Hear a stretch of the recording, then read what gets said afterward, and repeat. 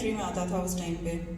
और उस समय फ्लेवर्ड मिल्क, बटर मिल्क, लस्सी, ये सब रिलेटिवली नए प्रोडक्ट्स थे और हमको बहुत पुश करना पड़ता था। तो जब जोनल मैनेजर फोन करके पूछता था ना कि अरे आज कितना बटर मिल्क बेचा, तो हम क्या जवाब देते थे कि अरे सर, गोवा में कौन बटर मिल्क और लस्सी पिएगा, वहाँ तो सब बियर पीने जाते हैं। बट आई थिंक हम 20 सालों में बहुत लंबा रास्ता तय करके आ गए हैं और गोवा सिर्फ एक टूरिस्ट डेस्टिनेशन नहीं रह गया है। पहले सिर्फ दिसंबर, नवंबर, जनवरी में गोवा आते थे हम लोग कि मौसम अच्छा होता है तो हम गोवा आ जाएं, बट अब पूरा साल टूरिस्ट आते हैं यहाँ पे। हर प्रकार के टूरिस्ट आते हैं, सिर्फ दारू पीने वाले नहीं आते, और भी आते हैं, फैमिलीज आती हैं, बच्चे आते हैं। So it's a full basket that we are looking at. और आज मैं आपको यही बताने वाली हूँ कि हम गोवा में कैसे मार्केटिंग करेंगे। मैं अपनी एक आध एक्सपीरियंसेस भी शेयर करूंगी। देखिए, गोवा जो है वो एक टूरिज्म ब्रांड बन गया है, पर हमको उसको एक डेयरी ब्रांड भी बनाना है, क्योंकि अगर हमें डेयरी बेचना है तो हमें उसी प्रकार से उसको जो है पोजीशन करना पड़ेगा। सिर्फ उसके बीचेस या उसके सनसेट या उसके कल्चर की बात नहीं है। जब बच्चे आ रहे हैं, बड़े आ रहे हैं, तो कोई मिल्क शेक भी पिएगा, कोई बटर मिल्क भी पिएगा, और कोई जो अपने घर पे खा रहा है वो खाने के लिए नहीं आता है यहाँ पे उसको एक डिफरेंट एक्सपीरियंस चाहिए। तो आप उसको स्पेशलाइज्ड रीजनल प्रोडक्ट और रीजनल एक्सपीरियंसेस दे सकते हो। इसी तरह हमको एक कमोडिटी के अगेंस्ट हमको एक ब्रांड बनना है। Goa dairy products have to become a brand, and how that we will do, मैं आपको एक एग्जांपल के साथ बताती हूँ। हमने एक डेयरी है महाराष्ट्र में, उनके साथ कुछ काम किया था। देखिए, मैं इसलिए ये कह रही हूँ क्योंकि ऑलरेडी डेयरी एग्जिस्ट कर रही हैं। अब उनको हमें कैसे यहाँ से यहाँ के लेवल पे ले जाना है, उस पर हम बात करेंगे। तो अब महाराष्ट्र में एक डेयरी थी, उनका ऑलरेडी चल रहा था, 60-70 साल पुरानी डेयरी है, तो जो इनहेरेंट चैलेंजेस आ जाते हैं किसी भी डेयरी में, वो सब उनके साथ थे। तो कैसे हमको इसको फिगर आउट करना है कि हमें कैसे आगे जाना है। तो पहले तो कंज्यूमर को समझना बहुत जरूरी है। एक कस्टमर स्टडी होनी चाहिए जिससे हम ये समझ पाए कि हमारा कस्टमर क्या सोचता है, उसको हम कैसे प्रोडक्ट दे सकते हैं और हमें बेचना कैसे उसको। जब तक आपकी नीड और मेरी मार्केटिंग मैच नहीं करेगी, यहाँ शादी नहीं हो पाएगी। तो शादी के लिए मैचिंग जरूरी है। और इसी तरह से टेरिटरी में प्रेजेंस, अगर हम अवेलेबल ही नहीं होंगे तो फिर माल खरीदेंगे कैसे। तो बहुत सारे हमने स्ट्रैटेजीज बनाई, हमने मार्केट स्टडी करके प्राइसिंग स्ट्रक्चर रिडिफाइन किया, डिस्ट्रीब्यूटर एक्सपेंशन, जो नॉर्मल ट्रेडिशनल तरीके होते हैं। पर मुझे आज आपको एक बहुत ही इंटरेस्टिंग स्टोरी बतानी है। ये स्टोरी है एक डेयरी की जो कि असम में है। हमने काफी सालों उनके साथ काम किया और उनका चैलेंज ये था कि असम में, देखिए असम में इनहेरेंटली दूध कम भी होता है और लोग जो है पाउडर बोल करके या तो चाय बनाने के लिए बेसिकली वगैरह यूज कर लेते हैं। तो उनका जो टेस्ट पैलेट है वो बाकी देश से बहुत डिफरेंट है। तो ये समझना हमारे लिए बहुत इंपॉर्टेंट था कि तकलीफ कहाँ आ रही है। तकलीफ ये भी आ रही थी कि बाकी ब्रांड्स धीरे धीरे एंटर कर रहे थे, और अब जब बाकी बड़े ब्रांड्स एंटर कर रहे हैं तो कैसे आप अपने ब्रांड को बचाओगे और अपने ब्रांड को आगे ले जाओगे। और हमने वही किया था। तो ये कहानी मैं आपको बहुत जल्दी पिक्चर्स के माध्यम से बताऊंगी कि बहुत सारे लूज मिल्क की वहां पे चल रही थी, अमूल था और लोकल ब्रांड्स थे। तो सबसे पहला, जैसा हिरल भाई ने भी बोला, पहले प्रोक्योरमेंट फोकस। अगर माल सही नहीं है तो आप कुछ भी कर लो, कितना भी प्रोसेसिंग कर लो, आप बेच नहीं सकते हो। तो माल पहले सही करना बहुत इंपॉर्टेंट है, प्रोक्योरमेंट की क्वालिटी इंप्रूव करना और उस पर फोकस करना इंपॉर्टेंट है। तो पहले वो किया, फिर अलग अलग हिस्सों में पूरे एरिया को बांट करके रीलॉन्चेस किए।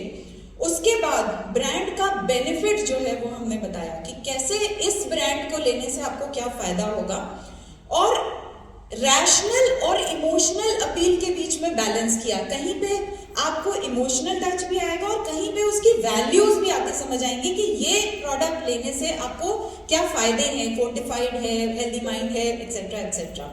सिर्फ इतना ही नहीं, दूध के अलावा बहुत सारे प्रोडक्ट लॉन्चेस भी किए। ये सब मार्केटिंग का हिस्सा है, क्योंकि मार्केटिंग जो है वो आपको ये बताता है प्रोसेसिंग में, हिरल भाई इफ यू अलाउ मी, कि हम आपको ये बताएंगे कि मार्केट में ये प्रोडक्ट की डिमांड है, आप ये प्रोडक्ट बना के हमें दे दो तो हम इसको बेचेंगे। तो it is a give and take relationship between production, marketing, procurement. ये सर्कल है, ये अलग से नहीं चलता। तो मार्केट में आपको प्रेजेंस सिर्फ होना नहीं है, आपको दिखना भी बहुत जरूरी है, क्योंकि जो दिखता है वही बिकता है। फिर जहां जहां आपकी अवेलेबिलिटी है वहां पे अगर पब्लिक को पता नहीं चलेगा कि आप अवेलेबल हैं तो वो कैसे खरीद सकेंगे। आजकल कस्टमर को सिर्फ ये नहीं चाहिए कि आप अवेलेबल हो, रोज सुबह उठ करके कौन जाएगा लेने के लिए, 100 मीटर भी चलना पड़े तो चलना पड़ता है। इसलिए घर पर दूध पहुंचाना, जिन मार्केट्स में ये पॉसिबिलिटी या ये ट्रेंड नहीं है कि आप घर पर कैसे घर पे दूध पहुंचाने का, वहां ट्रेंड शुरू कीजिए। तो मुझे लगता है कि गोवा में भी ये है, बट इस पर और काम किया जा सकता है। और आप अपार्टमेंट्स में कैंपेन कीजिए, होम डिलीवरी में हमने कैंपेन किया था, रोड साइड कैंपेन्स किए थे हमने, पार्लर्स और गेट पे अलग अलग कंपनी के जो आउटलेट्स हैं वहां पर, और उसके अलावा कंपनी के जो मैन्युफैक्चरिंग यूनिट है जहां पर, वहां पर गेट पर सेल शुरू करी। अलग अलग तरह की ब्रांडिंग्स पे हमने फोकस किया।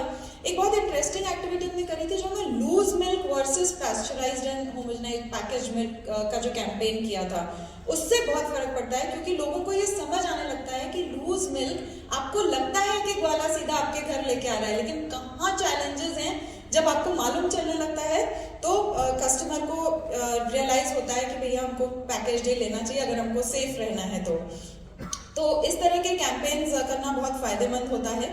और उसके अलावा आपको कभी कभी लड़ जाना पड़ता है, तो लूज मिल्क का जो वेंडर है वो आपको वहां पे खड़ा ही नहीं होने देगा, तो आपको परसिस्टेंस से दिखाना पड़ेगा कि कैसे आप बेच सकते हो। वहां पे जैसे ही आप 1-2 क्रेट बेचना शुरू कर दोगे सब आपके साथ आ जाएंगे। तो इट्स वेरी इंपॉर्टेंट कि हम लोग जो है कस्टमर को दिखाएं कि हम हैं, हम बेच पा रहे हैं, और हम ट्रायल्स भी दिलवाएं। ट्रायल दिलवाने से कस्टमर को ये कॉन्फिडेंस आ जाता है कि प्रोडक्ट अच्छा है। ब्रांडिंग व्हीकल्स, बसेस, हर तरह के पार्लर्स और आउटलेट्स पे बोर्ड्स लगाना, रोड साइड पे बड़े बड़े बोर्ड्स लगाना, मॉडर्न ट्रेड में प्लेस होना, बेसिकली आपको हर जगह प्रेजेंट रहने की आवश्यकता है। तो इतना ही नहीं, अब हम सोशल मीडिया पे मूव करते हैं, क्योंकि एक हमारा फिजिकल डोमेन है और एक हमारा वर्चुअल डोमेन है। तो वर्चुअल डोमेन में जब हम काम करना शुरू करेंगे तो हम बहुत सारे कॉन्टेस्ट ऑर्गेनाइज किए हमने, जिससे हमारा कस्टमर के साथ क्लोज रिलेशनशिप एस्टैब्लिश हो गया। और फिर हमने जो है सोशल मीडिया और इन्फ्लुएंसर मार्केटिंग का भी साथ लिया। हमने यूट्यूब पे रेसिपीज डालना शुरू किया, हमने सोशल मीडिया पे बहुत सारे कस्टमर इंटरैक्शंस करने शुरू किए, रेसिपीज बनानी शुरू की, प्रोडक्ट्स दिखाने शुरू किए। ऑनलाइन प्रेजेंस बहुत इंपॉर्टेंट है। अगर हम ऑनलाइन में सिर्फ दिखाएंगे और हम ऑनलाइन में बेचेंगे नहीं, तो भी कस्टमर कभी कभी लगता है कि अरे दुकान पे जाना पड़ेगा लेने। सो हर तरह के कस्टमर के लिए हर प्रकार के चैनल पे आपको अवेलेबल होना बहुत जरूरी है। और ऑनलाइन जब आप हैं तो ऑनलाइन इंफॉर्मेशन, कस्टमर के साथ लॉयल्टी बिल्ड करना, क्योंकि जब हम कस्टमर से बात कर रहे हैं, कस्टमर माल खरीद रहा है, तो कस्टमर को भी तो स्पेशल फील होना चाहिए।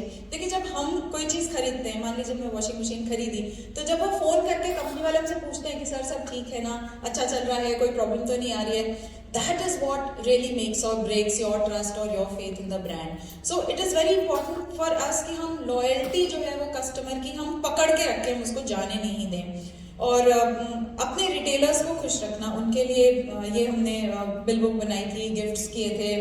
तो ये मैं इसकी ग्लिम्स दिखाती हूँ आपको कि कैसे जो है एक वीडियो के माध्यम से उन्होंने ये भी बताया कि ये जो प्रोडक्ट है ये लोकल प्रोडक्ट है और लोकल लोगों के टेस्ट पैलेट के हिसाब से हमने बनाया है, तो उनको सबसे ज्यादा पसंद आएगा। ये सिर्फ मैं एक ग्लिम्स दिखा रही हूँ, it's a very long video. The idea is not to show the video but to understand कि ये सब हर ब्रांड जो ब्रांड करेगा उसको डेफिनेटली बेनिफिट मिलेगा इससे। तो अब हमें करना क्या है, ये मैंने आपको अपनी स्टोरी बताई कि कैसे इस ब्रांड ने अपने आप को, जो देश के बड़े बड़े ब्रांड नॉर्थ ईस्ट में लॉन्च कर रहे थे, उनसे अपने आप को सिर्फ प्रोटेक्ट ही नहीं किया, वहां का लीडर सालों से बना हुआ है। It is extremely difficult to defeat this brand. और ये एक अपने आप में बहुत बड़ी सक्सेस स्टोरी है, क्योंकि बहुत ही मुश्किल है जब अमूल और मदर डेयरी मिल करके जब अटैक करने लगते हैं हर तरफ से, तो फिर आपके ब्रांड को सरवाइव करना बहुत डिफिकल्ट हो जाता है। तो इम्पॉर्टेंट ये है कि आप अपनी यूएसपी पकड़े रहें। आप पकड़े रहें कि आप कौन हैं। आप फ्रेश प्रोडक्ट लाते हैं, आप एथिकल फार्मिंग करते हैं, या आप हेरिटेज पे बात कर रहे हैं कि हम लोकल हैं, हम यहाँ के लोकल किसानों से ला रहे हैं। और हर जगह प्रेजेंट होना बहुत जरूरी है। अगर हम जहाँ कस्टमर है वहां तक हम पहुंच ही नहीं पा रहे हैं, तो हम कभी अपने आप को मार्केट लीडर्स नहीं बना पाएंगे। और सिर्फ इतना ही नहीं, भीरल भाई ने बोला कि पैकेजिंग बहुत इंपॉर्टेंट है, हमारी पैकेजिंग रिफ्लेक्ट करनी चाहिए गोवा के कल्चर को। तो मुझे लगता है कि जो हम गोवा डेयरी के प्रोडक्ट्स बनाए उनकी हम पैकेजिंग इस तरह से अगर हम करें कि वो दिखाएं कि ये एक्चुअली गोवा का है। आप खुद ही सोचिए ना, आप जिस जगह घूमने जाते हैं, मान लीजिए आप देश के बाहर गए कहीं पे, तो आप वहां पे अमूल बटर खाना पसंद करेंगे या आप वहां का लोकल चीज ट्राई करना पसंद करेंगे जो वहां का अच्छा प्रोडक्ट है। तो ये तो हर किसी के लिए ट्रू है। तो हमें अपनी पैकेजिंग और अपनी कहानी ऐसी बना के रखनी है जिससे कि हम ये बता सके कि हम यहाँ के लोकल हैं, यहाँ के लोकल प्रोसेसेस, लोकल तरीके से ये प्रोडक्ट बनाया गया है, और ये जो है ये हर प्रोडक्ट के पीछे की कहानी कस्टमर को मालूम चलेगी। तो प्रोडक्ट, प्राइस, प्लेस, प्रमोशन, ये तो हमारा नॉर्मल 4P ज्यादातर लोगों को मालूम होगा, जो मार्केटिंग वाले नहीं भी हैं वो भी 4P जानते होंगे। बट एक 5वां P जो कि बहुत इंपॉर्टेंट है, और वो है प्राइड। आप जब गोवा के प्रोडक्ट खरीदेंगे तो आपको एक अलग कॉन्फिडेंस और प्राइड महसूस होगा। लोकल्स के लिए तो है ही, बट जब आप बाहर से आते हैं किसी जगह तो भी आपको एक अलग अलग एक्सपीरियंस महसूस होगा लोकल फार्मर्स को सपोर्ट करने के लिए और हेरिटेज को कंटिन्यू करने के लिए।